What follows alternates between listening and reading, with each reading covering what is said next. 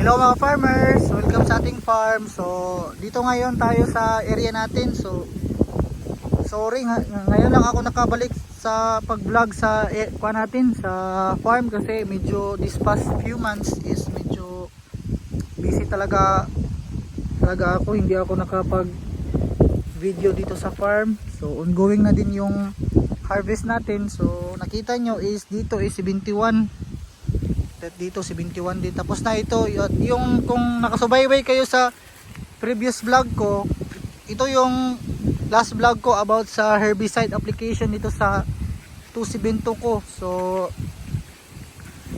ito talaga yung namin, napagdesisyonan namin na itong area na to is yung 1 hectare is subject to planting. Ito nakapag-desisyon na kami na ito yung pasanayan namin kasi practical talaga itong 272 mga ka-farmers kasi makaless talaga tayo ng financing. Kasi pwede talaga itong ma-sprayan. So nakita nyo yung area, ang kuha ng tubo, ang healthy tignan. Medyo na kuha lang siya talaga ngayon kasi madalang yung ulan dito sa Bukidnon, pero okay lang yan kasi ganyan talaga. So mga 4 months na ata hindi umuulan dito ng malakas, parang kaunti lang. Makita nyo sa dito ang napakauga talaga ng daan yung sa tubo natin. So nakita nyo mga farmers, nag-final na ako ng ng araro dito sa area natin. So ito na yung last na araro. Medyo inagahan ko na siya na mag-araro para makontrol ko yung weeds, yung mga damo. Kasi naman ito is subject to talaga ito planting, hindi ito for milling. May mga area tayo na hindi natamnan, ito yung paparamihin natin mga farmers. So isa sa kagandahan talaga ng 272, ba't ako nag-decide at kami ng kuya ko na itong paramihin natin is about financing talaga. So alam naman natin ngayon na yung mga pistisi ng tubo dito sa Bukidnon is medyo mababa talaga. So yung input natin sa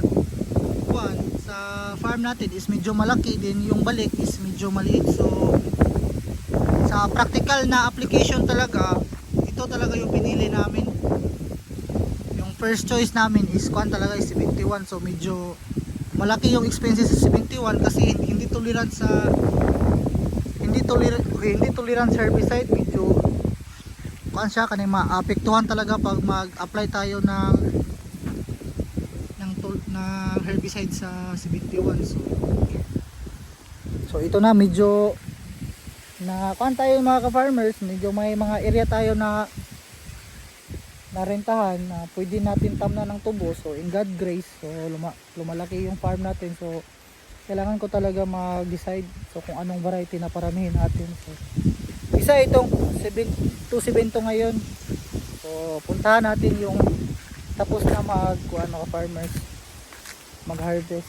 Pakita ko sa inyo kung kanina yung sa pinakauna na video na ito. So ito is yung area na to mga farmers is 71. So blessed talaga ako dito na area, o blessed naman talaga ako sa lahat na area sa harvest. Pero ito talaga yung highlight talaga this milling. Itong area na to, yung 1 hectare ko is kumuha talaga ng 100 tons mahigit, mga 110, 105 mga ganyan. Kasi kumuha ito ng mga 9 loads to 8 loads to 9. Nakuha talaga ito kasi ang lalaki talaga ng tubo dito mga farmers. So ito yung 71. Nakita nyo ang laki talaga at ang tataas at mabibigat.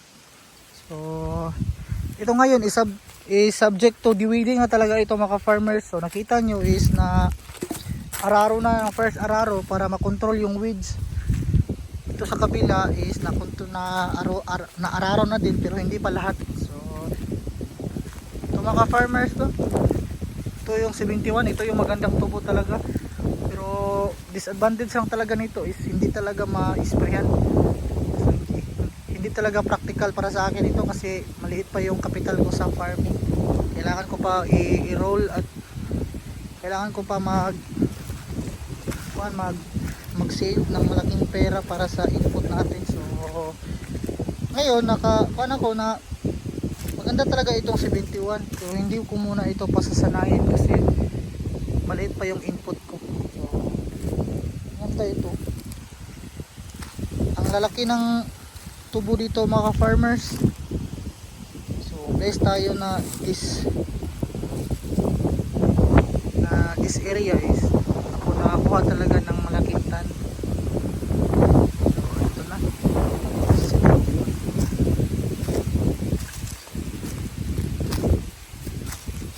Tapos na din itong nag-abuno na din kami nito mga farmers.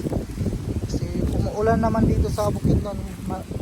Madalas nga lang, i-timing na lang talaga namin na pag umuulan ng medyo malakas, doon na lang kami mag-apply ng abono.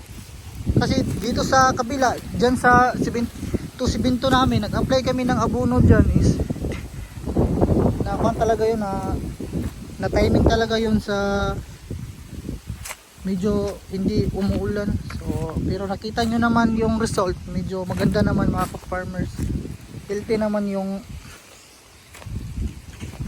yung tubo natin.